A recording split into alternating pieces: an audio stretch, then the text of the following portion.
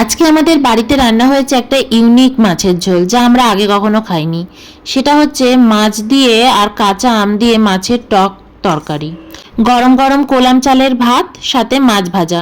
আমি একটা লেজা ভাজাই নিয়ে নিয়েছি, অয়নকে একটা মাছ ভাজা দিয়েছি। সবার প্রথমে আগে টক ডাল নিয়ে নিচ্ছি। খেতে খেতে কথা বলি।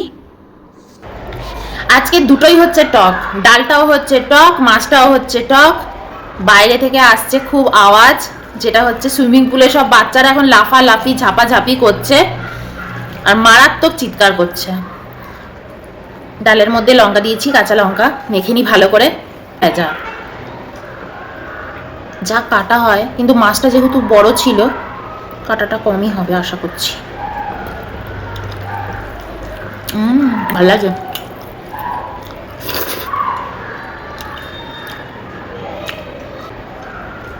এই টানের সময় এরকম বেশ টক ডাল, মানে যে কোনো টক টক জিনিস।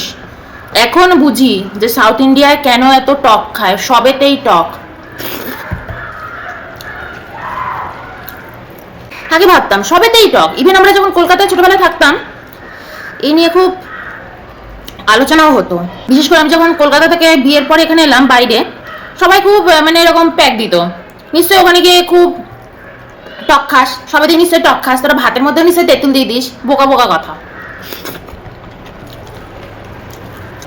এখানে যদি কলকাতার মতন গান্ডে পিন্ডে গিলতে চাও না, ওহ, সর্ষে দিয়ে মাছ, এই দিয়ে ওই তরকারি, সে দিয়ে দুদিন ভালো লাগবে। কিন্তু আমরা তো টানা অনেক বছর আছি না, আমরা এখন বুঝি শরীরের উপর এফেক্ট পড়ে যাবে। অয়ন্ত বলছে নাকি হেভি ভালো হয়েছে, দেখা যাক। মানে একটু অন্যরকম তো লাগবে অবশ্যই। টকটকে এরকম আমের ঝোল না সত্যি কখনো খাইনি।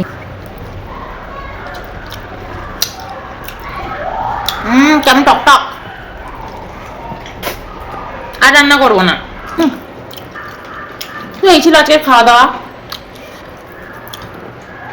তো চলো আবার নেক্সট দিন বলবো কি রান্না করছি, কি খাচ্ছি। এখন তো এই কয়দিন রান্না আর খাওয়া ছাড়া আর কিছুই নেই।